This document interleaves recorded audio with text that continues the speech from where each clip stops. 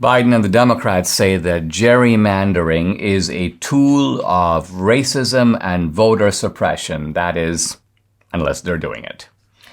Michelle Malkin will join me. We're going to talk about how she and her husband were banned from using Airbnb. I'm going to peek into the finances of Black Lives Matter, and I'm going to ask where all the money went. You won't be that surprised. Debbie will join me. We're going to talk about how the Capitol Police is conducting secret investigations of Republicans in Congress. This is the Dinesh D'Souza podcast.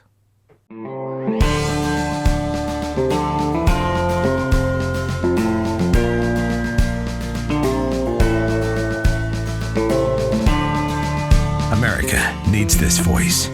The times are crazy. In a time of confusion, division, and lies, we need a brave voice of reason, understanding, and truth. This is the Dinesh D'Souza podcast. I want to talk about gerrymandering. Now, gerrymandering has a very interesting history, which goes back to 1812. There was a representative named Elbridge Gerry, and this was a guy who invented the practice of designing exotic-looking districts, very often districts that look like a snake or a salamander.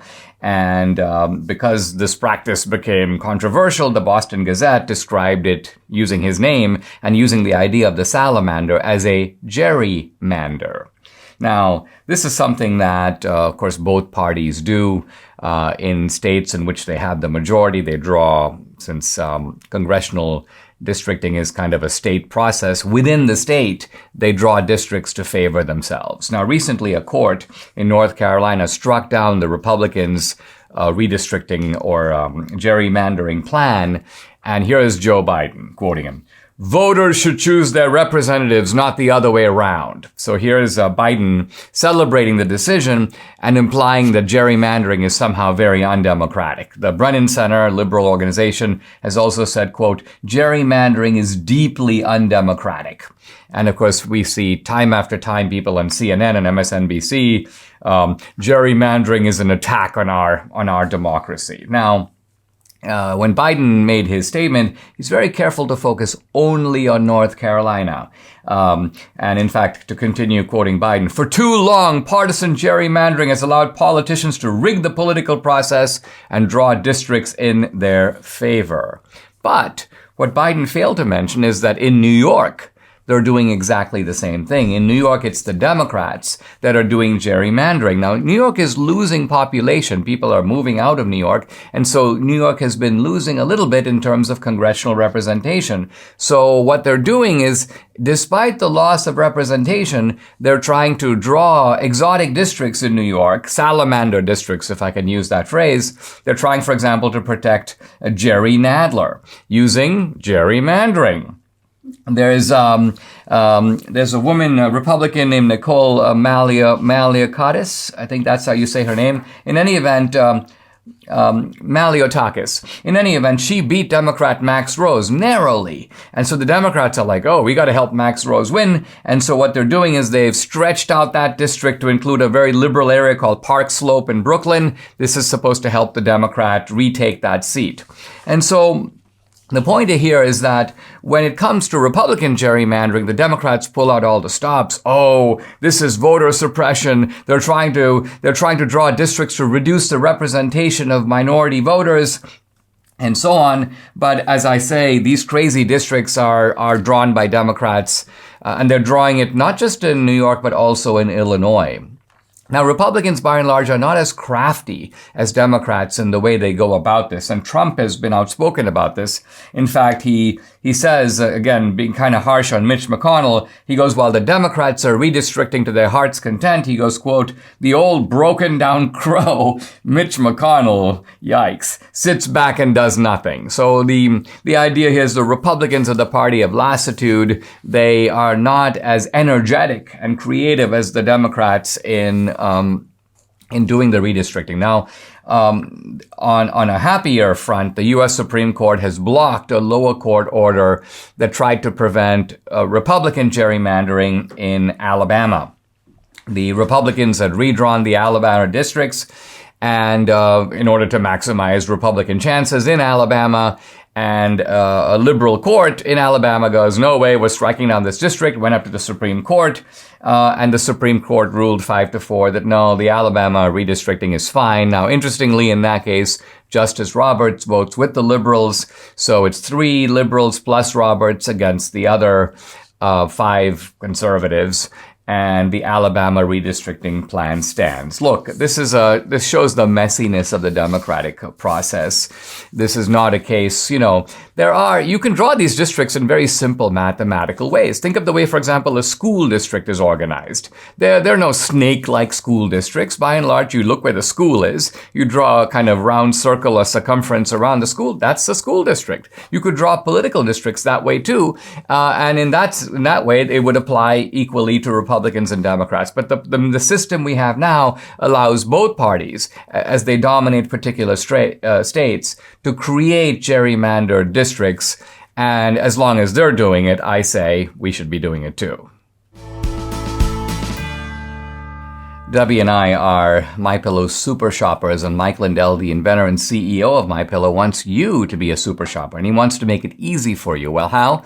By giving you great deals. For example, his Giza Dream bed sheets are now 60% off. Wow. As low as $39.99. Time to stock up. Plus, with any purchase using promo code Dinesh, you'll get a free copy of Mike's book. Mike is also offering up to 66% off his other products, and you know them. It's the MyPillow robes, the dog beds, the pajamas, and so on. Over 150 products. Now, all the MyPillow products come with a 60-day money-back guarantee and also a warranty, 10-year warranty. Call 1-800-876-0227. That's 1-800-876-0227, or go to mypillow.com. To get the discounts, you got to use promo code Dinesh. BLM, also known as Black Lives Matter, has been raising over the last couple of years a great deal of money.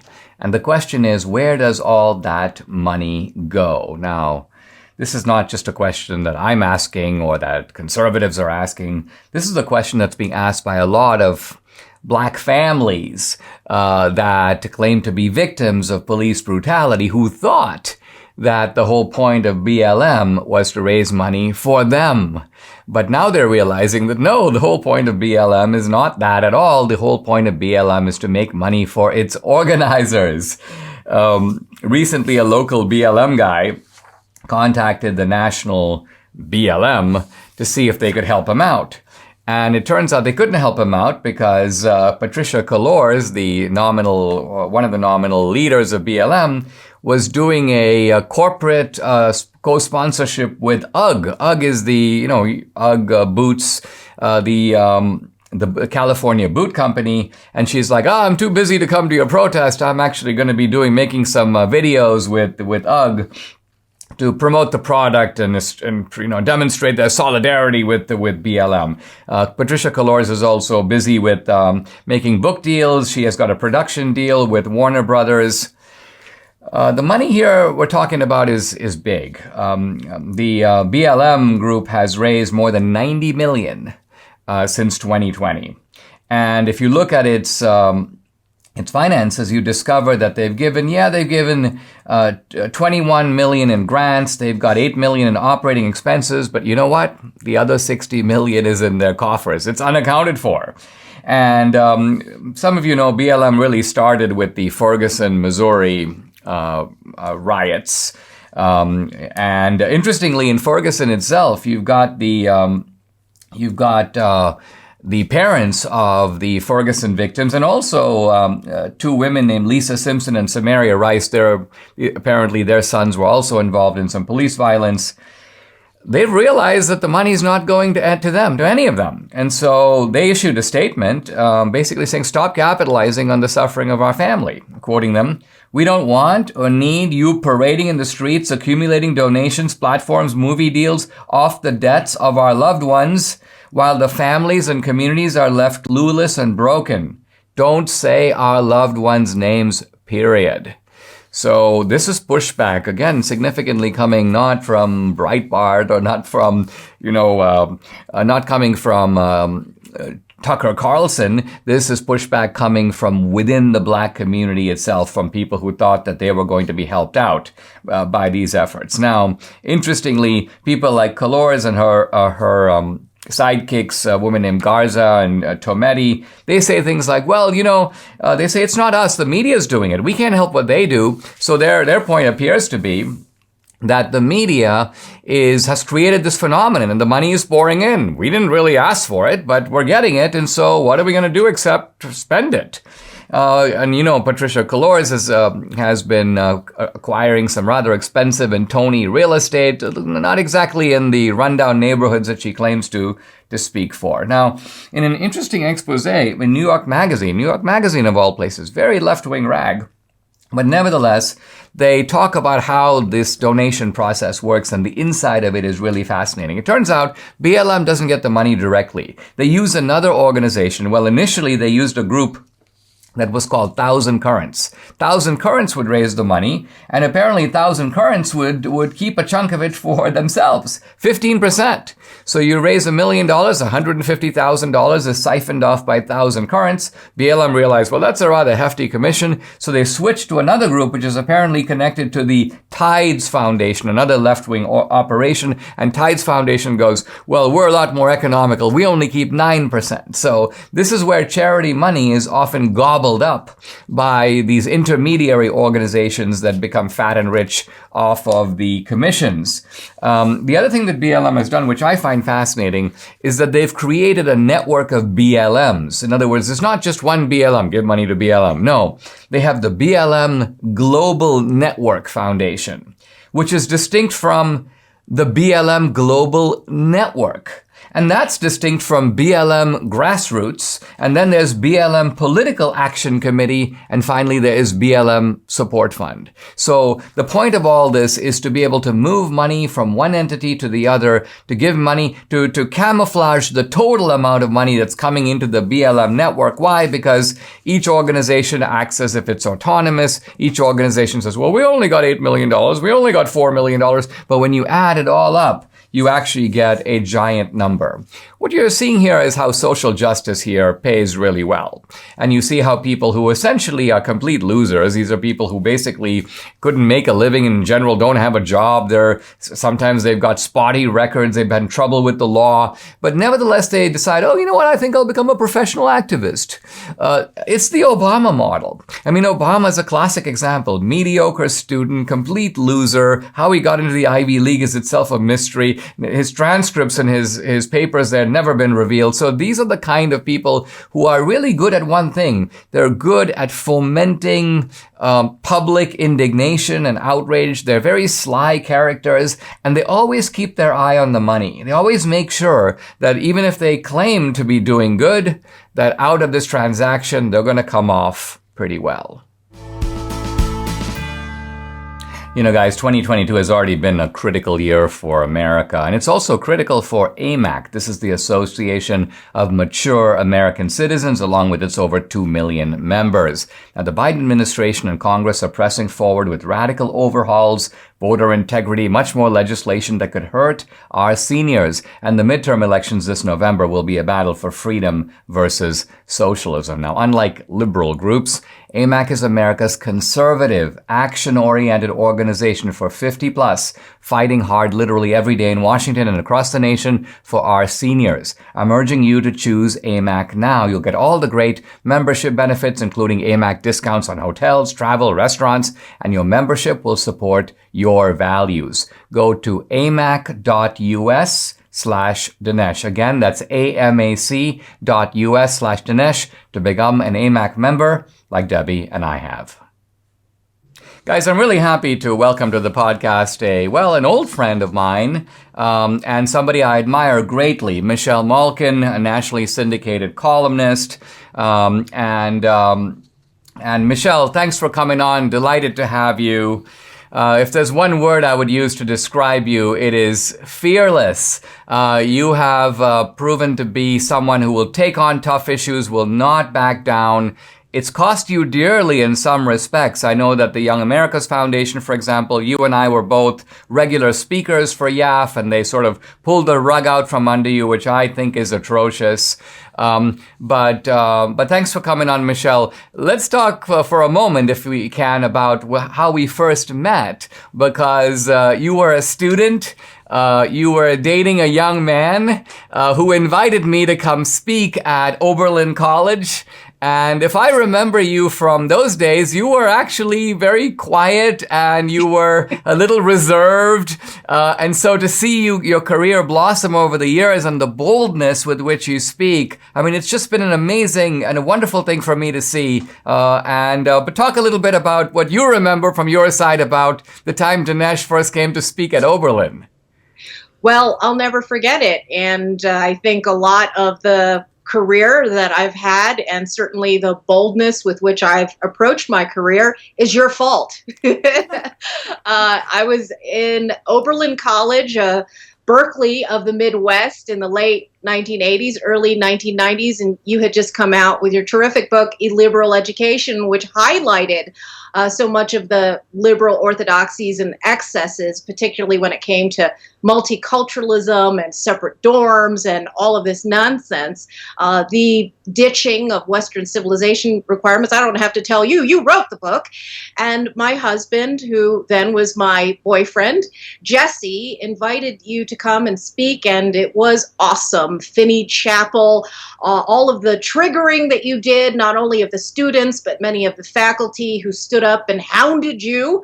I remember it as clear as day. And that really ignited my determination to speak for myself rather than allow all of these radical elites to appropriate my political identity and assume what I should think and believe based on my outward appearance and my gender and ethnic identity. So, yeah. And so it's all been uphill or downhill from there.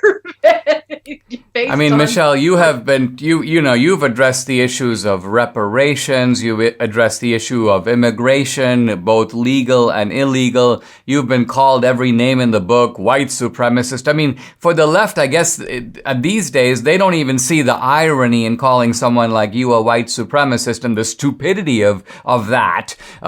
It's kind of, I guess, the idea that if you don't fit a template, you have to be a white supremacist. Why else would you be saying the things that you are? Talk a little bit about having to endure this kind of accusation, and then I want to talk to you about your latest experience with Airbnb. Well, watching what happened early in your career, and certainly the response to your first book and all of the slings and arrows that anyone who dips their toe in the public square and broaches these untouchable topics, these third rail topics, on a college campus, of course, you have to grow a very thick skin very quickly. And with my own family history and immigrant parents, and particularly having a tiger mom, a fierce mountain lion mom, really, who did not indulge that kind of victimhood Olympics, it became sort of par for the course to deal with these types of ad hominem attacks. And it's all they have. It's all they have had for the last 30 years that I've been in public life. And I think increasingly now we've moved from the idea that only a minority conservative can say things out loud to essentially encouraging people who happen to be white and conservative and patriots in America first to be able to speak up for themselves. And really that's why I had been banished essentially by the Young America's Foundation. And the friends and allies that I have chosen are not necessarily the friends and allies you may have chosen, Dinesh, but I think there really is a convergence here now, particularly when you look at all of the parents who've been emboldened to speak up against clearly, brazenly, poisonously anti-white critical race theory. It's really just common sense, and there's nothing scary or far right about the things that I have said my entire career, and particularly the last couple of years. I mean, I know that to be true. Let's talk about this latest experience with Airbnb, because apparently they have banned not just you, but your husband. And I think it's bad enough that they would do it to you, but your husband has had a relatively low key public career. He's doing something else. Talk a little bit about this, because I think the implications are pretty far ranging and very disturbing. Yes, that is what's disturbing. Last November, I spoke to the American Renaissance Conference. It's an annual conference that's held in Nashville, Tennessee, on public property. They actually had to engage in their own litigation in order to be able to speak there. And this is a common theme of a lot of the places that I've chosen to speak at. Dissident places where they've had to fight very hard to exercise their First Amendment rights. And in fact, on that trip last fall, Dinesh, I paired a speech at American Renaissance with another speech in Baltimore in front of the U.S. Conference of Catholic Bishops. It was a protest on public property, and Church Militant, which held that protest, also had to sue the city of Baltimore, which was going to deny them a public permit that they had previously issued to them because they falsely smeared Church Militant as a violent hate group. And you can see there's a common theme here. Well, a week after both of these speeches, I received a notice from Airbnb's trust team.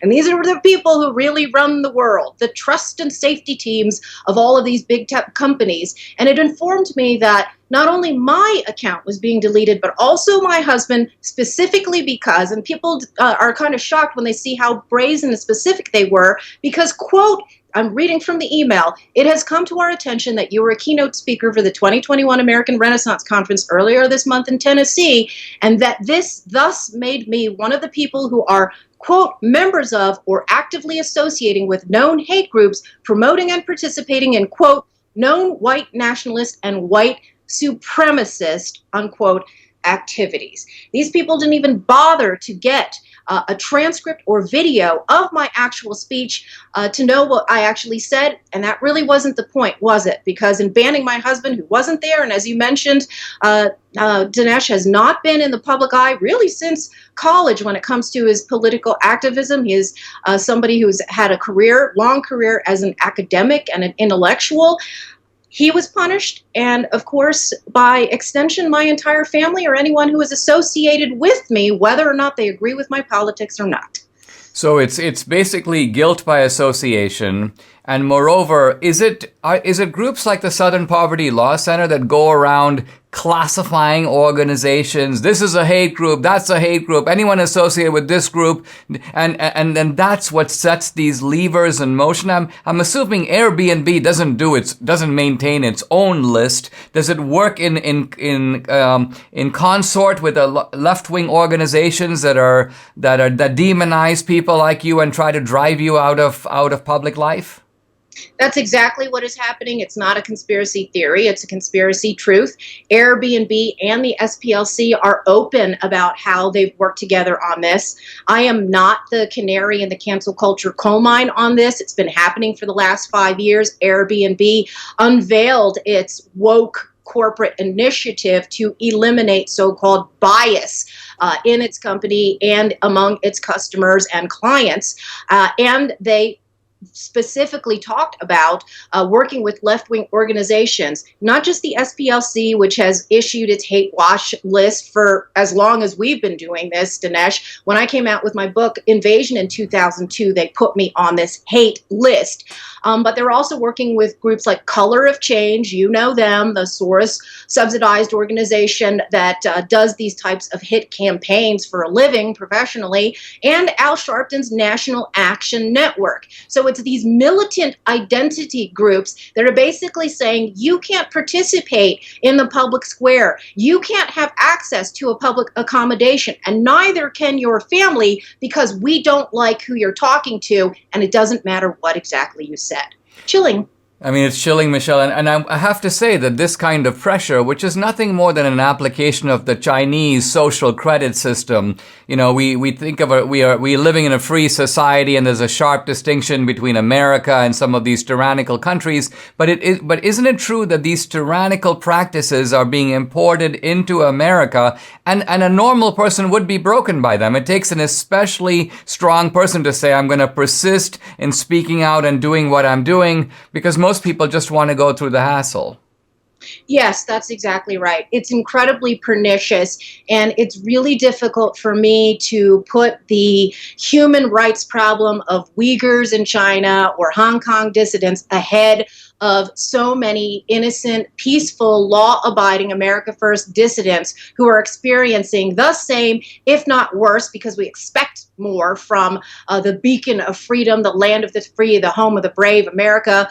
Both of our families sacrificed a lot to get here, and it's essentially turned into both a third world hellhole that is ruled by anarcho-tyranny, and that, of course, is a phrase that Sam Francis used, an attendee of the American Renaissance Conference. And again, you and I might have differing views on this, but the point is, why should it matter? I mean, so many of the people who have reluctantly come to my aid now and defense, Dinesh, were some of the very types of organizations that were throwing me under the bus just a couple of years ago. And I do have to point this out. It's very uncomfortable, because it can't just be the left and leftist organizations that have engineered the social credit system. It is the capitulation and the cooperation of many elite GOP groups that want to eliminate the competition on the right as well. And it has been, unfortunately, upsetting to me, Dinesh, that more elite conservatives are willing to come to the aid of Hollywood liberals like Joe Rogan than people who are to the right of them on cultural issues and on my keystone issue, immigration. Wow. Michelle, thank you so much for coming on. This is very disturbing, and I really appreciate the work that you're doing and your bravery. Keep doing it, and don't let them get you down. Thank you. They'll never let me let me down, and we are fighting it. I've got a Fundly.com campaign at Michelle Fights Airbnb. I wouldn't take it on if I didn't think it was worth fighting, and top-flight First Amendment lawyers tell me that this is a very strong case, not just about me, not just about Airbnb. As you mentioned, the slippery slope is already here, and we got to burn that slope down. That's awesome. Go get him, Michelle. Thanks, Dinesh.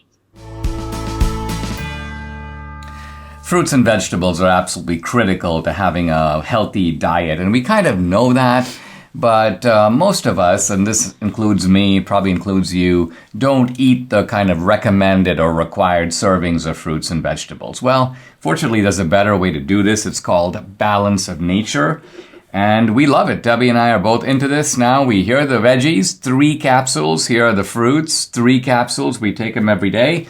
And we're set. We're pretty much good to go. Yeah. And I love fiber and spice. One of the benefits, of course, is the fiber, which I needed.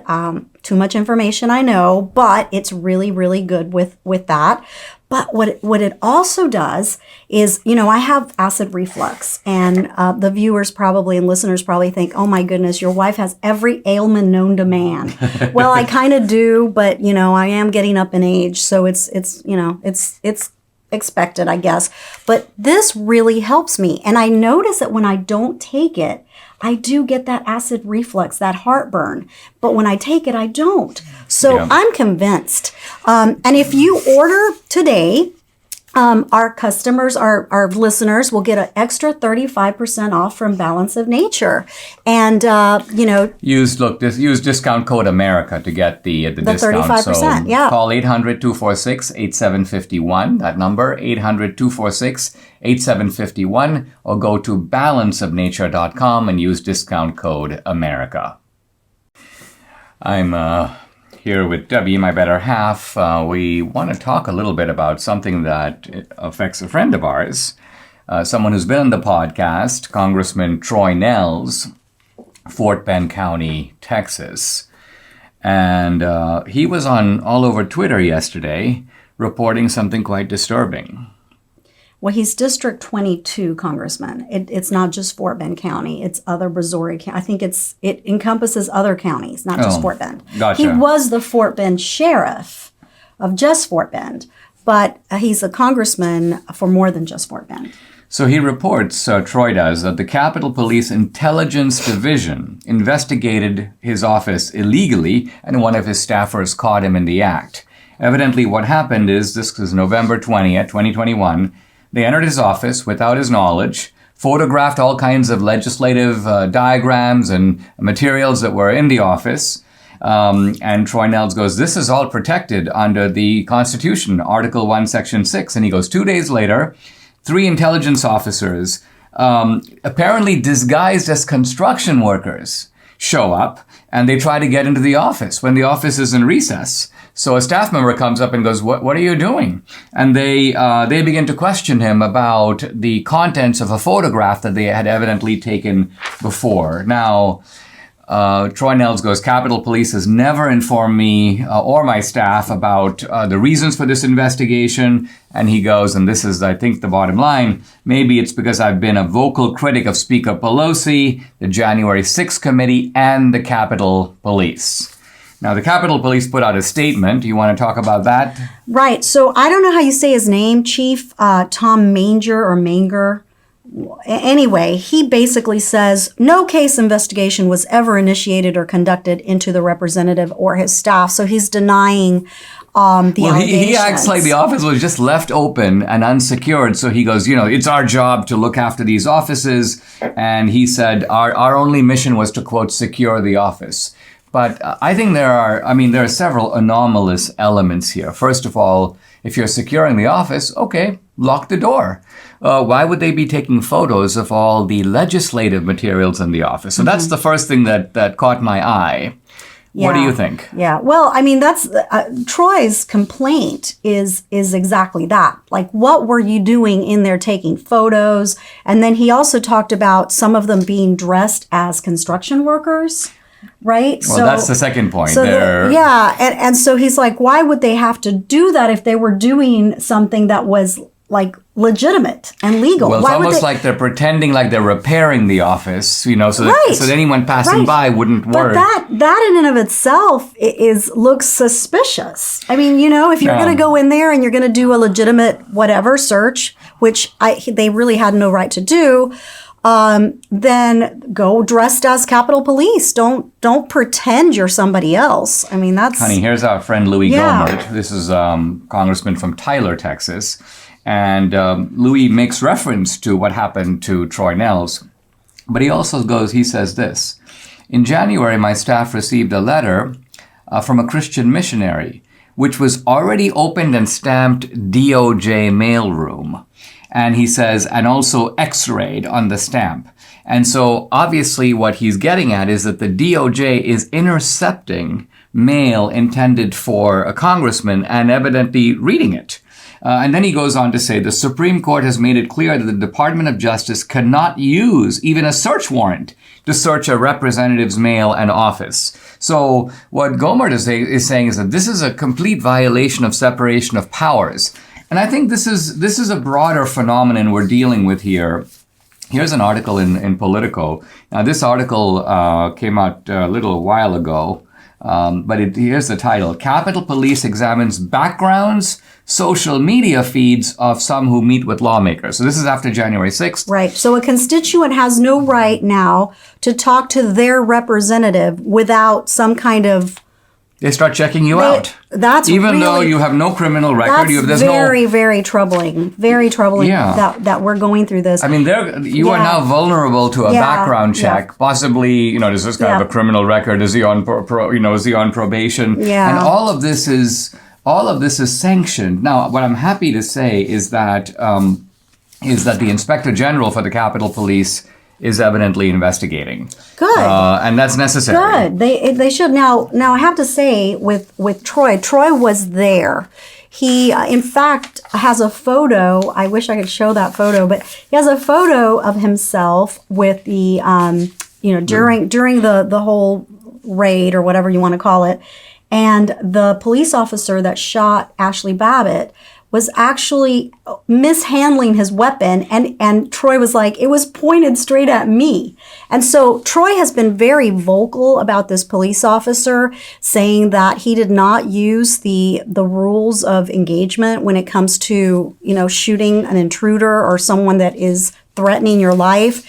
And so Troy laid down all of the steps that you're supposed to go, I think 5 steps that you're supposed to take before shooting a weapon at somebody.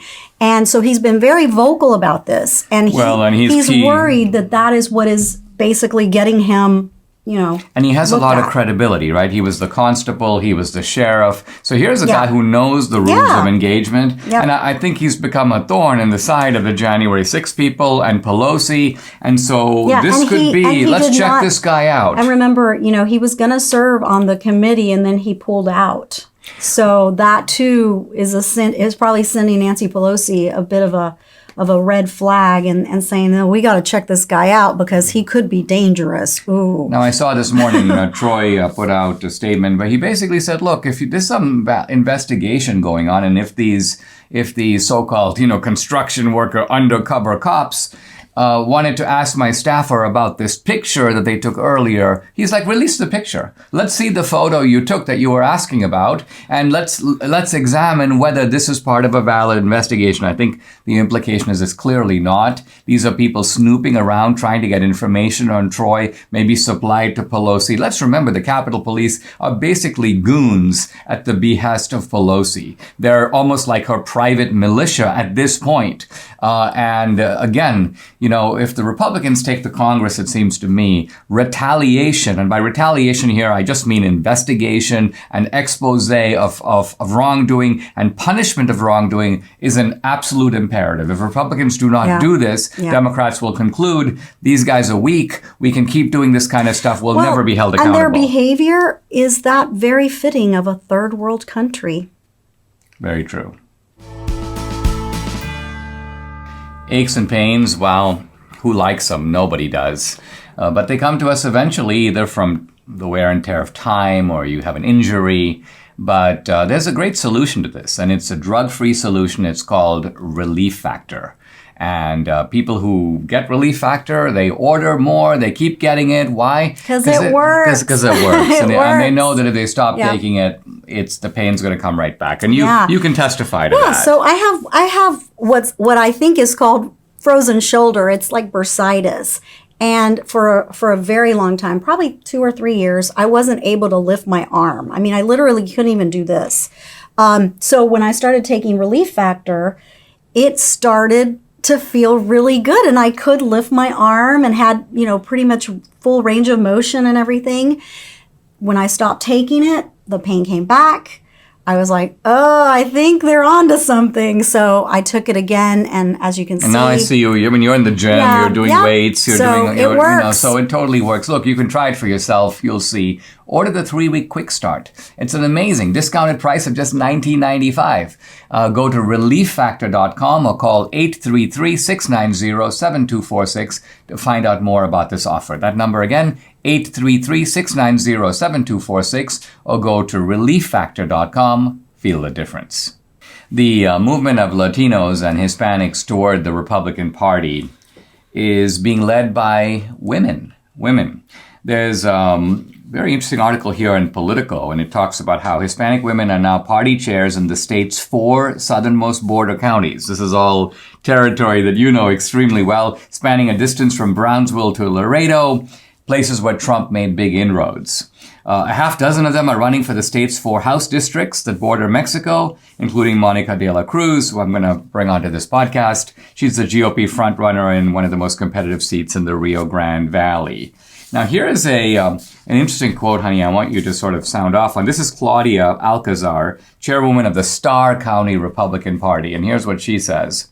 She goes, I used to be a Democrat. My family are all Democrats. And she goes, after she discussed politics with a high school friend who was running for mayor, she goes, we went down a list of all my beliefs, and at the end I was like, oh my God, I'm a Republican. I just didn't know it. And then she says, I was so used to being told and seeing myself as a Democrat. It's like being used to drinking Coca-Cola, and then one day you taste Dr. Pepper and you're like, wow, I really like this one. I truly shocked myself. Yeah. No, I mean, as you know, that's what happened to me when I met Ronald Reagan.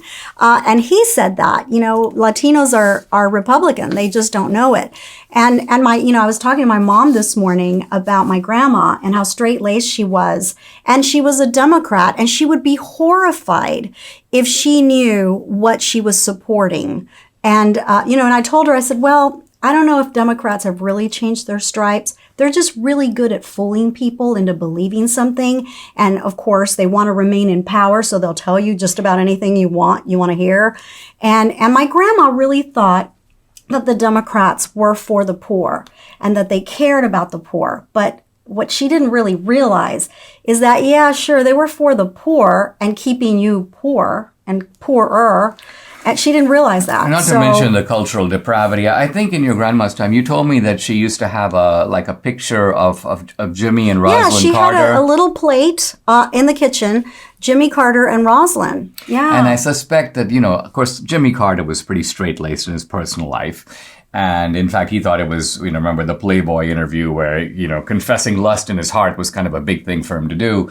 So I think your grandma probably thought, he's an evangelical Christian. Right. That's exactly what she thought. But if she knew the kind of cultural depravity that's being promoted by the left. Oh, she would be horrified. But it really is great that these, as you know, back in 2009, I actually came up with this conservative Latina page on Facebook, and I had very few likes. I mean, I had maybe 3,000, 4,000 likes. I thought it was great, but, compared to your likes, 2 million, it doesn't compare. But I did get a lot of traction, and people were really interested to know what a conservative Latina thought or believed.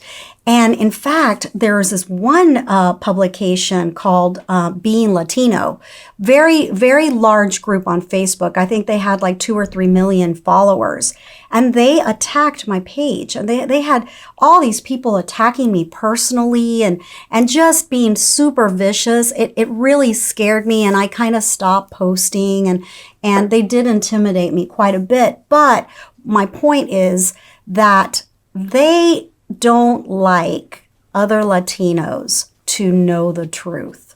They really don't. These are liberals that are very content in being the elites and being socialists, and they just don't like it when other people in their ethnic group realize why, or talk honey? about. It's because they want to claim we speak for Latinos. Right. They want to monopolize the Latino perspective. Right. And so you become a threat because you're credible, you're 100% Latino on both sides of your family, you speak Spanish probably better than they do, and you're articulating a conservative message, but anchored in the traditional values in which you were raised. Right. And so I love that the Valley, I have always said, my dream is to turn the Valley red. That's always been my dream, because I knew that Hispanics were conservative people. And I knew that the party that they voted for was the party that did not align with their values. And so I am so happy that women especially are taking the lead in the Valley. Go for it.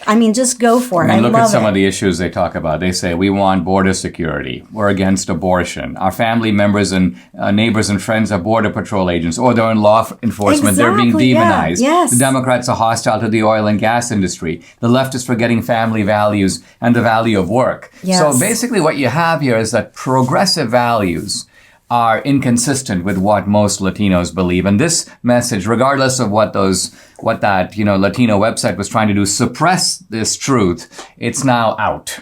And I think we're going to see... I think it's going to be unstoppable. It's going to be unstoppable. Yeah, and the Republican Party, by the way, is getting smart. Yeah. They've opened, by the way, a whole bunch of field offices in the Rio Grande Valley. I was delighted to see this. Look, this is Flores, a woman named Flores. People here just never had Republicans knocking on their doors and calling them the way we did. The majority of us are women that did it then and are doing it now because we feel it's our responsibility to keep the American dream alive. And that's what you're trying to do.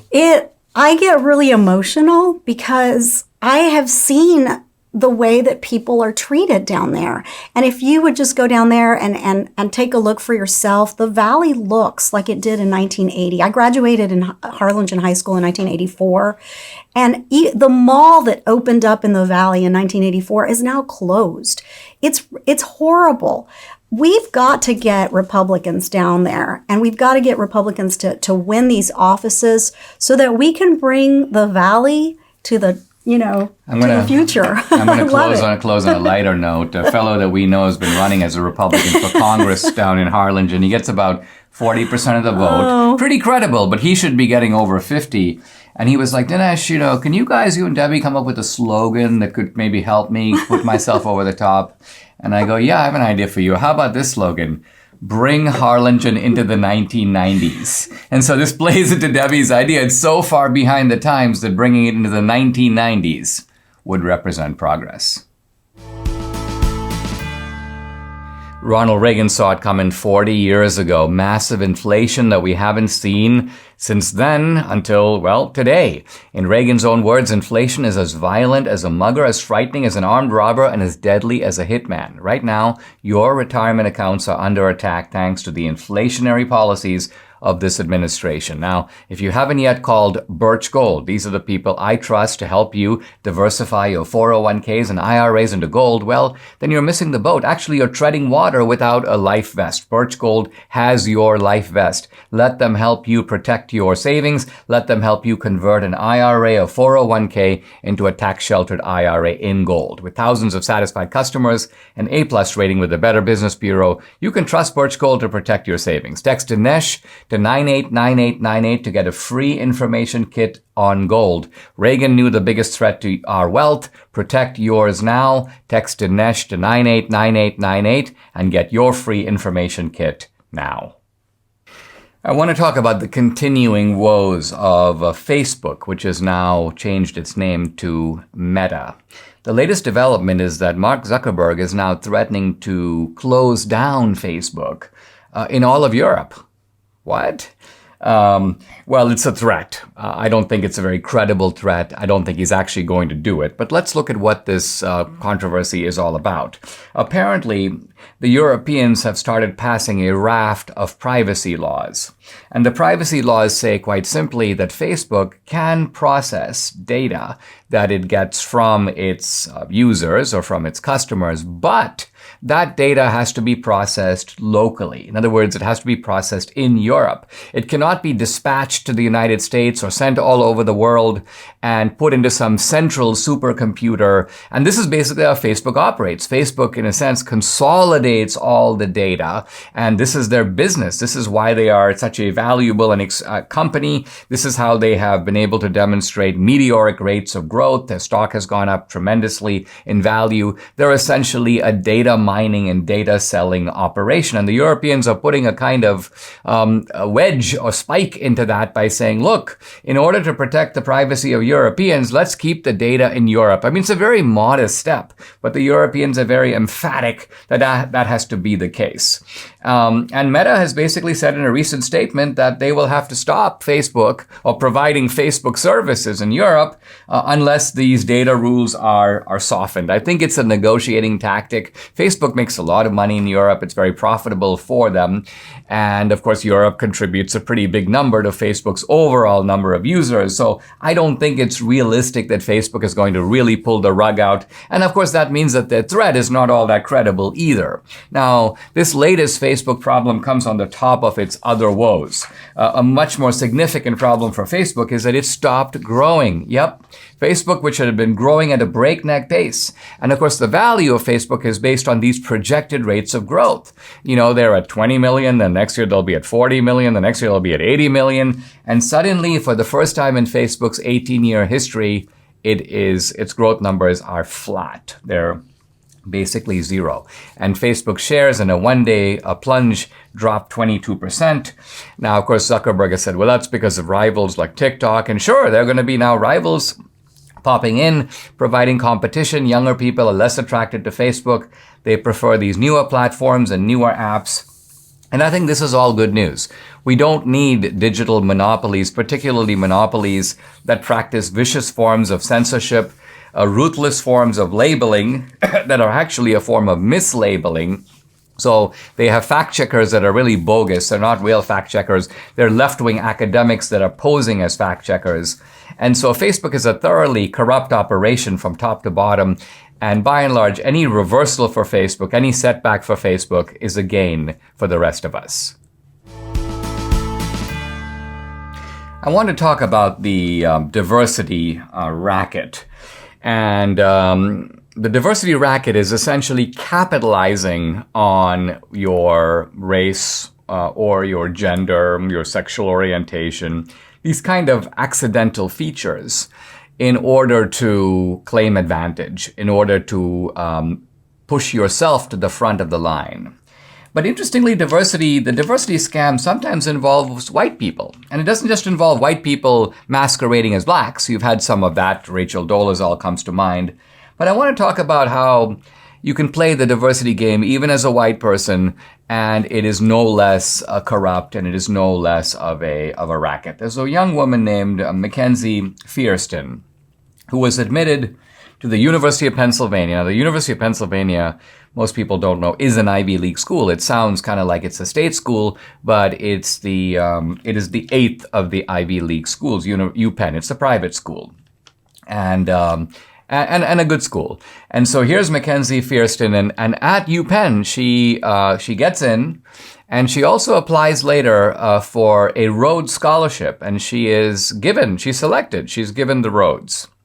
Now, it turns out that in her college essay to UPenn, as well as in her Rhodes essay, she portrayed herself as somebody who was a first generation in her family to go to college. She portrayed herself as coming from a lower income background, so she's a poor white kid, first in her family to go to college, and she said she had been subjected to enormous violence and trauma at the hands of her own mother.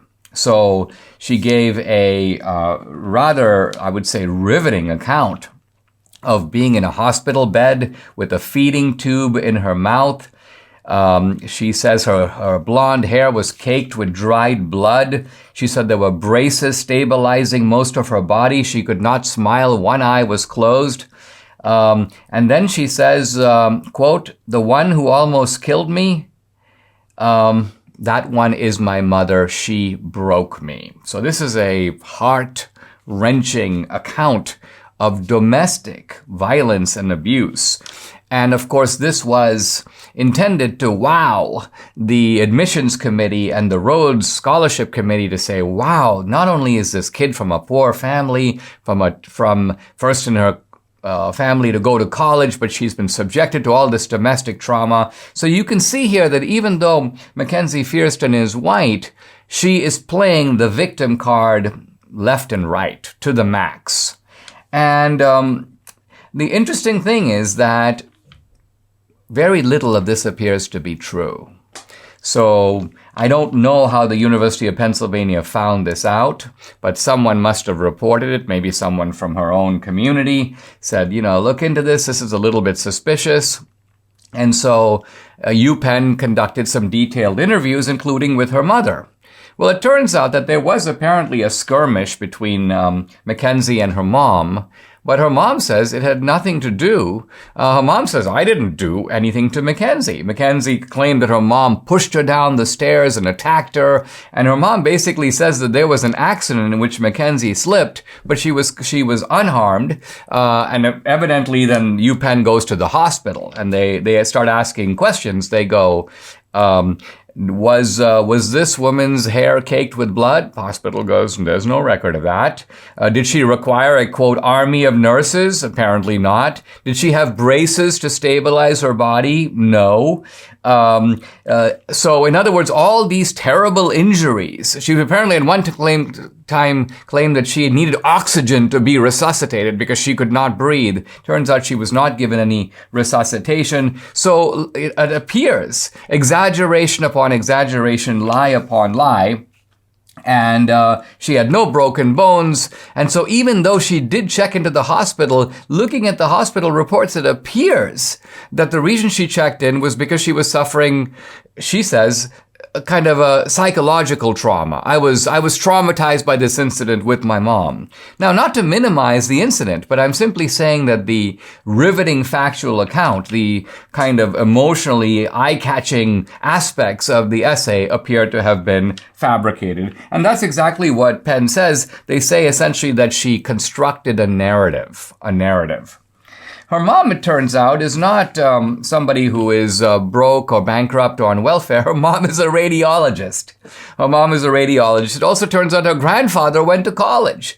So she's not, was not consistently through her upbringing, a low-income person. Apparently at one point, she was in foster care. So I would obviously classify that as a low-income phase of her life. But what I'm getting at is she portrayed her whole life as being one of poverty and impoverishment. And then second, she was not, in fact, the first person in her family to go to college. So what does UPenn do? They go, well, we're obligated to tell the Rhodes Committee. The Rhodes Committee conducts its own investigation and concludes, yeah, basically the kid has been lying. The kid has been making this up. The kid has been laying it on thick. Why? To enter the victimology racket, to be able to compete, I guess, with other kind of affirmative action types who are also claiming their own types of victimization. So what you have here is, and this is the point I want to get at, a kind of victims Olympics in which your accomplishments have nothing to do with what you did. I guess here the implication is I overcame all this hardship. But of course the emphasis is on the hardship, which is made up, and not on the overcoming. And then sure enough, and very predictably, once the whole thing is exposed, this young woman withdraws from the Rhodes Scholarship. I think they were going to cancel her prize anyway. I believe she's still enrolled at Penn, although that's a little bit precarious. And then what does she do when all of this comes out? She plays the victim card again. Quote, "It's horrible to be disbelieved over and over again by the people with the most power." And that word power, that's the giveaway. This is the kind of left-wing boilerplate that people use. Oh, I'm a victim. The powerful are out to get me. And look, people have hard lives. Most people have encounter some sort of difficulty in their lives. And this is sometimes true from people from whatever race, whatever socioeconomic background. And this is why colleges do well to focus on achievement, to focus on merit. Yeah, merit, keeping your circumstances into account. But once you turn victimhood itself into a credential, you begin to get scam artists coming out of the woodwork like Mackenzie Fierston. Subscribe to the Dinesh D'Souza podcast on Apple, Google, and Spotify, or watch on Rumble, YouTube, and SalemNow.com.